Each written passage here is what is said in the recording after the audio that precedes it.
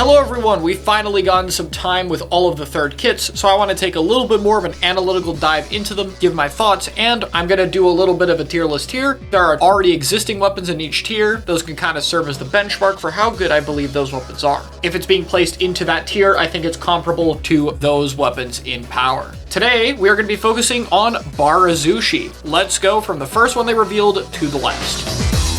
The Gecko Splash-O-Matic was definitely a little bit disappointing off of not being a Zipcaster Splash, but if we look at it purely for the stats of what we have here, I think it is still a pretty solid weapon. Toxic Mist is definitely still a weaker sub, but after the buff, it is much easier to just have one on the map consistently, so I do feel like it's more of a hindrance. And Inkstorm does still synergize and mesh with that, even if Inkstorm doesn't directly combo with Splash as well. I do still feel the main problem here is that it just doesn't fight or support as well as either of its other kits, but I think for some other modes or maps where Mist gets good utility, it's still a totally fine weapon. I think overall, I'll give it a B tier. I don't think we'll see it very much, but it's fine. Carbon Roller Angle is the next one up here with Fizzy Bomb and Super Chump, and I'd say this is honestly one where my opinion of it has gone up as I've seen it. If I could say one thing that I think this kit does do really well, it's just distracting people from the fact that there's a carbon on the map. Both Fizzy and Super Chump kind of linger around for a while, and it's very easy to take more of the attention of other people and get them to look at other things. Like, Chump isn't very threatening, but you're still going to try and break the chumps, and then the carbon can still kill you. It's just a very different approach from the traditional Carbon Roller, and even if I think it's definitely worse than Burst and Zuka, I can still see plenty of places where that extra utility and especially paint output is more useful. Ultimately, a kit that is a bit better than I thought. I think I'll give this one an A tier. Red Carbon's about a tier up for me, but I don't think the gap is actually that large, which is very surprising. Next up is the Dapple Dooley's Noct with Splat Bomb and Killer Whale 5.1. I feel like I don't really have a whole lot to say about this kit, honestly. It's basically just for the bad slider maps. I don't think Whale actually has too much combo synergy with it. Most of the time you'll be using it at a distance, and even using it to cancel the end lag isn't that big a deal. It's mostly just having Dapple with a more consistent lethal bomb, which is totally fine, and Whale is decent value, so honestly, I think I'm gonna give it a B tier. I think that the potential of Dapple Nuvo is just a lot higher since it plays to the game plan more consistently, and I feel like Slider more often is going to get value for this weapon. Paintbrush BRNZ is up next with Wall and Zuka, and I gave it a shot. I did look at Wall Zuka on this thing, and Wall on it just, I'm not a fan of it personally. I could see this for really open maps if you want to pick it so that you could try to survive a little bit more, maybe play neutral a little bit, but realistically I think it just clashes a little bit too heavily with the weapon's playstyle. Ideally I want to be doing a lot more sharking, and to me the utility of jumping and throwing a wall so that I can shoot at somebody and maybe not trade is just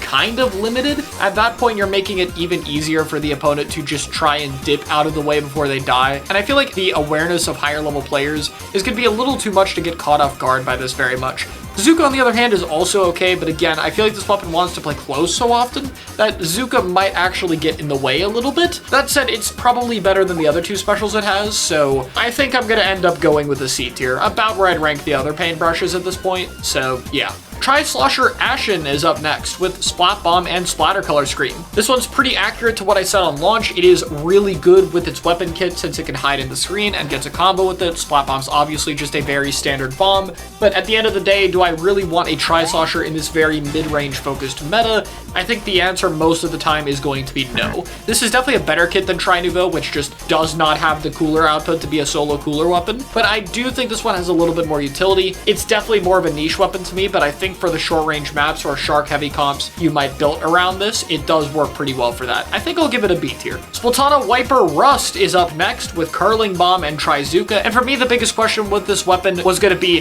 how bad of a detriment is Curling Bomb, because don't get me wrong, it does help the weapon's mobility a little bit, but Wiper doesn't really need it. Honestly, the main is already so mobile that the curling doesn't help that much. On top of that, not having a Torp to help with your damage combos was already a big problem for Wiper Deco, and I think it is similarly one here. It's much easier to combat Wiper without dealing with Torp at the same time, and it also means that Wiper that does get a really advantageous angle honestly just puts a lot less pressure out. Is that worth the better special to me? Probably not. Maybe on some maps, but for the most part, I feel like Hammer Throw is still totally fine for Wiper. So personally, while I think this kit is strong out of the main and special still being good, I really don't think it'll see much use over its current kit. But regardless of the comparisons to its base kit, I can definitely still see this weapon weapon being picked, and I'll put it into S. Splash Shot Pro FRZN is honestly one of the more interesting ones. At 190p, you get a pretty decent missile output, even if it's not a spammer of it by any means, and Pro's been in this weird spot for a while where it's leaning mostly support out of its lack of fighting power, but still can do a little bit more than the average short-range shooter. If I had to say one really good thing about it though, it's honestly just the kit's fluidity. From the faster bomb compared to Forge's suction,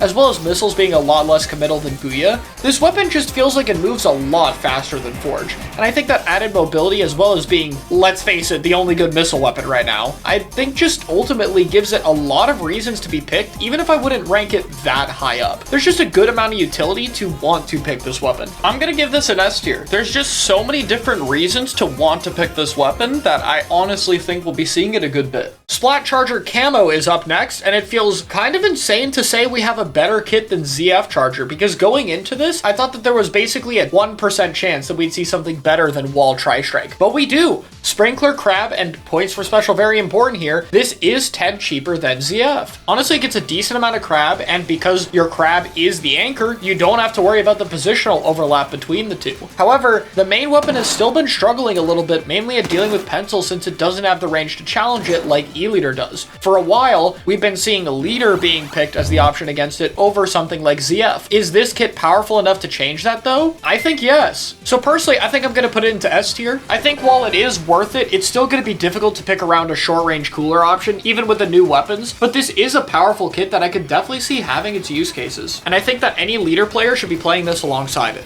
Rapid Blaster Pro Winter is up next, which is another really interesting kit here with Suction Bomb and Tacticooler. Points for special were more important for this than anything else here, and it is 200p. Honestly, if it was 190, I wouldn't have any doubts about it, but the cooler output on the weapon is just a little bit lacking for me. Not by a huge deal, but it is a problem. I think that Rapid comps are really going to need to rethink how they're going to structure though, since this obviously takes away the pressure of running an end zap. Whether that be something like the new Dualies or Dreadringer to cover a midline support, it's hard to say. There are a lot of options for sure, and a lot of this is going to come down to theory crafting with Rapid Blaster players to be able to see if they can find something that works. Is this going to challenge Pen, especially in other modes? Absolutely. Is it going to be better? I don't think so. I'm going to rate this an S+, really close to putting it at the highest tier, and it does have a very solid kit, but I think it's going to take a bit before we can see the max potential of these comps and how they play, and if it really can do better. Next up is Jet Squelcher. I think this weapon is a really interesting one to talk about because I do like the overall design direction of the new Jet Squelcher. I've been of the opinion for a while that Burst Bomb was not the problem with this weapon, but rather the long-range distance tools, and a return to a kit similar to Splatoon 1 custom Jet Squelcher with Burst Bomb and Kraken, leading into a more aggressive playstyle would be the right route to go. And the devs absolutely took this route, going with a more aggressive kit, but instead having triple splashdown. Let's start with the positives here. I think that Jet and Burst Bomb is still an insane combo, and even with the Burst Bomb nerfs in this game, I still see that being a very threatening option that's difficult to close the distance against and can easily help pretty much any teammate it has. However, I think where a lot of the questions lie is, will triple splashdown work? To me, I think my ideal vision for this weapon was giving it a special that, while it did require it to get up close, would then reward the player with a pretty consistent way to stay alive, something old Kraken did. Triple Splashdown, on the other hand, while it does have good value and takes away your main weapon for a lot less of a time, also comes with a lot more risks of something going wrong. This is a problem Custom Expo also had to deal with. However, by comparison, Jet Squelcher has much more mobility and a better main sub combo than Explo plus Wall. However, I do think Splashdown's risk factor is inherently going to prevent it from being the main anchor of a comp. I think you'll have to pair this with something like Edit Splatling or Rapid is what I could see doing best. Other weapons that can be aggressive in the right scenarios, but also hang back when Jet Squelcher wants to go in. This means that ultimately its comps will be a little bit different, but that said, I think people are still massively underrating this kit, as Splashdown does still have some pretty good utility in this game, and I think on a weapon that's more mobile like Jet, we might end up seeing that, especially given it also has burst combos out of it. I'd ultimately say this Jet Squelcher will probably be about A tier, but I think that the design of the weapon is ultimately the big win here. This is the direction Jet needs to be pushed in.